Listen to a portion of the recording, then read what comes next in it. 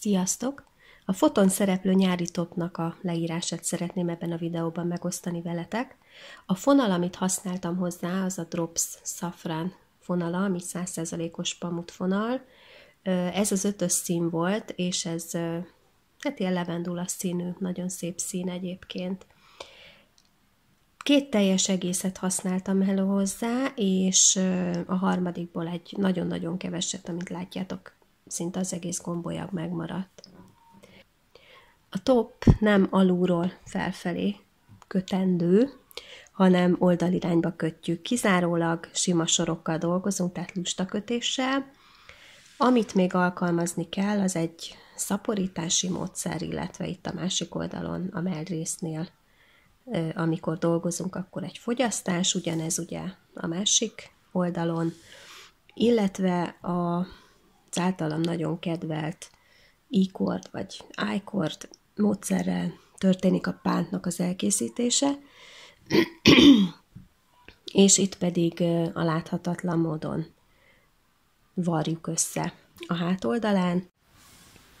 Itt kezdtem a munkát, ugye ez a topnak a hátulja, itt lesz majd az összevarrás is.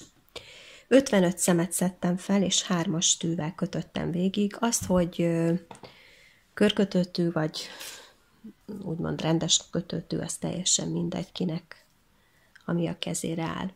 Ami a lényeg, hogy egy más fonalra kezdtem a szemek felszedését, tehát nem azzal dolgoztam, amivel a későbbiekben majd folytatom a kötést. Most itt kicsiben mutatom, hogy én ezt hogy csináltam. Itt most szerintem olyan 10 szemet fogok felszedni.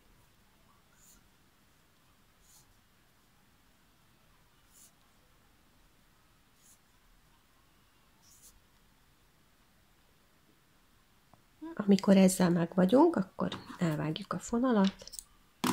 Igazából ez egy ilyen alap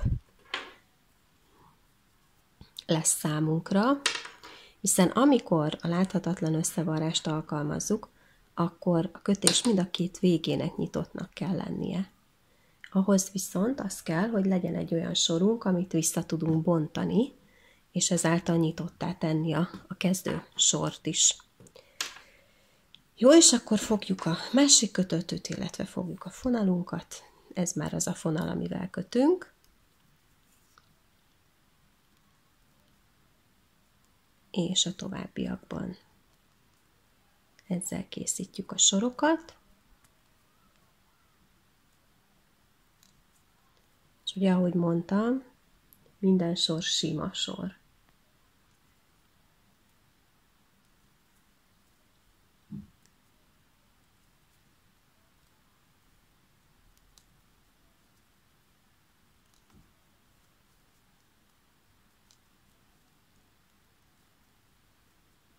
Az utolsó szem szintén sima,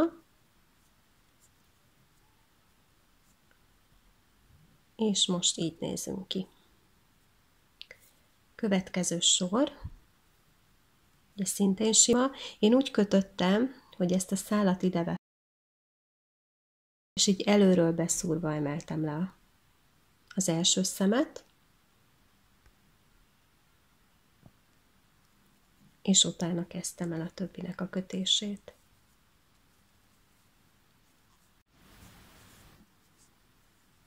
Így néz ki a munkadarabunk, itt kezdtük, és ugye itt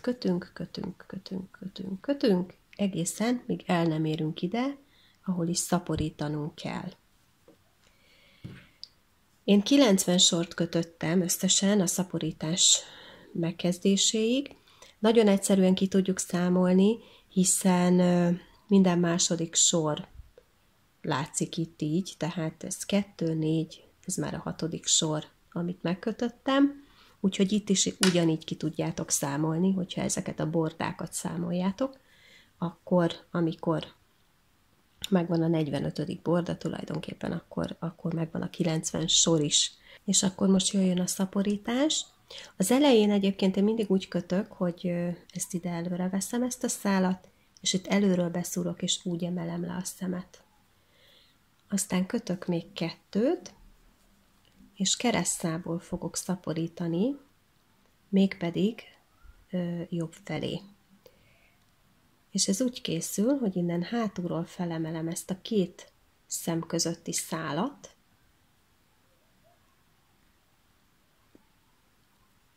és itt előről beszúrva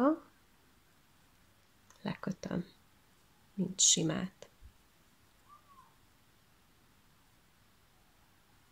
És akkor így folytatom tovább a sort, ugyanúgy sima szemekkel,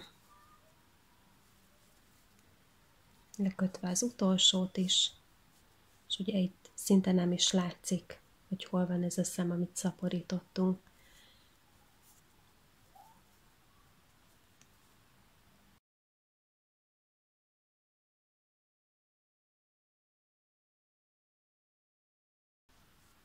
Jó, tehát akkor még egyszer.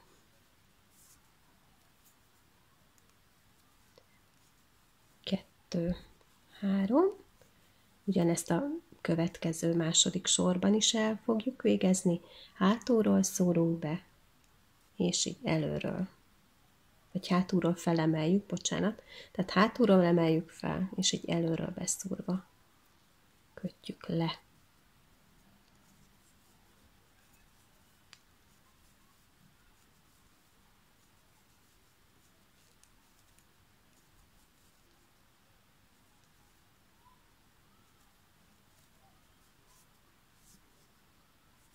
És ugye így minden második sorban kell szaporítanunk, tehát itt szaporítunk, elkészítjük a visszályasort, aztán ismét szaporítás, megint a visszályasor, mégpedig összesen 16 szemet kell szaporítanunk, ami azt jelenti, hogy ez meglévő kezdőszemünk ugye volt 55, és 16-ot kell szaporítanunk, ami azt jelenti, hogy a végén 71 szemnek kell összesen a tünkön lenni. Amikor ezzel elkészültünk, még ezt a sort is végigkötöm akkor.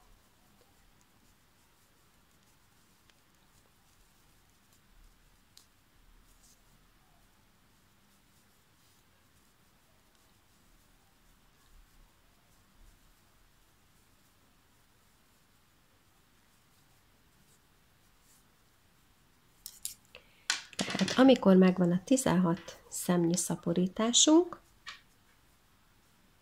ami ugye 32 sor, mert itt oda-vissza sorokról beszélünk, tehát 16-ot szaporítunk, de vissza is kell jönnünk, tehát ez a 32.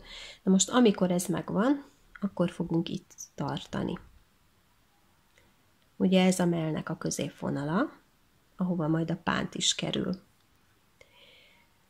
Itt most kötünk 10 sort, 10 sima sort, ehhez fogjuk majd a pántot hozzáilleszteni, és innen kezdjük majd a fogyasztást. Tehát amikor ide felértünk, akkor 10 sima sor, és a 10 sima sor után jön a fogyasztás. A fogyasztás az úgy történik,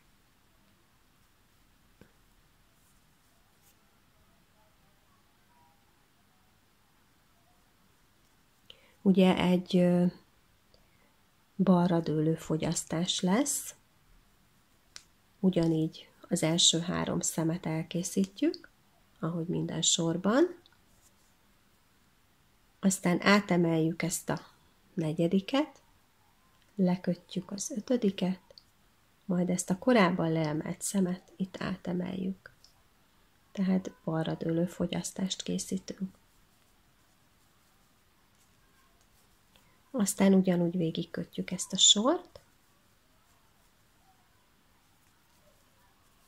és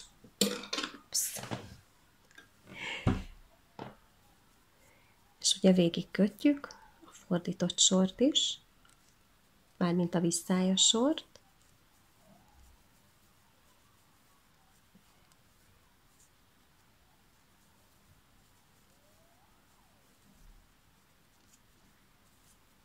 Jó, tehát még egyszer megmutatom. Lekötjük az első 3 szemet, Aztán ezt átemeljük a jobb tőre, lekötjük az 5-et, és ezt átemeljük ezen az 5. szemen. És így kötjük végig.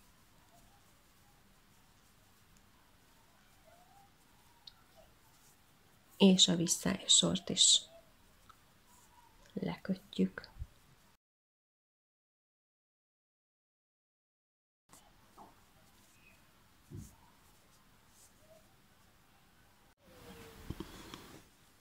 Amikor ezzel meg vagyunk,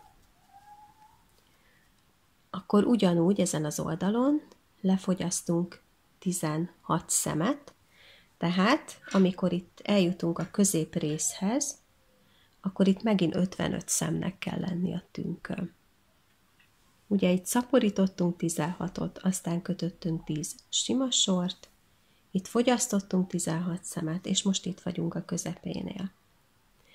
Amikor elértünk a közepéig, akkor nagyon egyszerű dolgunk van, hiszen ugyanazt kell elvégeznünk még egyszer, mint amit itt csináltunk a bal mellrészen. Szaporítunk 16 szemet, itt kötünk 10 sort, és fogyasztunk 16 szemet. És megint itt vagyunk az 55 szemnél, és igazából már szinte kész is van a toppunk, hiszen itt meg nem kell más tennünk, mint lekötni a 90 sort. És már el is jutottunk idáig. Hát ennél egyszerűbbet szerintem nem lehetne készíteni. És amikor eljutottunk idáig, akkor összevarjuk a két részt. A két nyitott részt. Most ki kell bontanunk ezt a fonalat,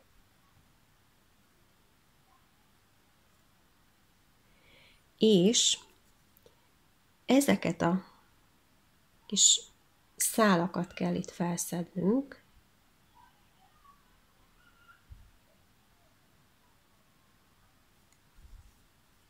és közben lebontjuk a fonalat. Lehet ezt úgy is, hogy itt felszedjük a szálakat, ezeket a szálakat, ezekről beszélek, és utána bontogatjuk ki a fonalat, de lehet közben is csinálni, tehát igazából ez annyira mindegy. Tehát ez az első, második, harmadik, negyedik, és így haladunk végig. És utána, mert le tudjuk venni, szedni innen ezt a segédfonalat, amit ide készítettünk az első sorba. Tehát így kell kinézni a két végének, miután kiszedtük a pótfonalat. Ez nagyon könnyen kijön, tehát ezt elrontani sem lehet. Az a lényeg, hogy azokat a bordákat kell felszedni, amit mutattam. Számoljátok meg, hogy mindkét tűn ugyanannyi szám van-e, és akkor utána kezdődhet az összevarrás. Ezt most nem mutatom meg, hanem itt felül, ha erre a linkre rákattintotok, akkor eljutok ahhoz a videóhoz, ahol én ezt pár napja mutattam, hogy is kell ezt elkészíteni. Ezt követően pedig jöhet a pántnak az elkészítése. A pánthoz a szemeket ott kell felszedni, ahol azt a 10 sort kötöttük. Én 5 szemből készítettem el most ezt az íkort pántot, tehát ez egy kicsit vastagabb, mint mondjuk egy 3 szemes lett volna, de ezt mindenkire rábízom. Az 5 szem szerintem még az a határeset, amiből meg lehet ezt csinálni. Felszedem a szemeket, és aztán elkezdem a kötést. Erről is találtok itt egy linket, illetve egy videót, itt a linket, és a link elvezet a videóhoz, mert erről is készült már egy korábban, tehát ezt sem mutatnám most meg. Aztán itt pedig hozzá kell varni a hátsó részhez. Itt mondjuk úgy csináltam, hogy amiatt, hogy ne húzódjon össze az anyag, nem 5 ilyen sor széli szemre öltöttem rá, hanem csak 3-ra, tehát 2, 1 és 2 lett az öltésszám, és akkor így nem húzta össze ezt a részt. És végül is ezek után Remélem, hogy érthető magyarázat volt viszonylag. El is készült a toppunk, ami, mint mondtam, egy viszonylag vékony topp, tehát bátran használható, akár a nyári kánikulában is. Próbáljátok ki. Köszönöm, hogy megnéztétek a videót.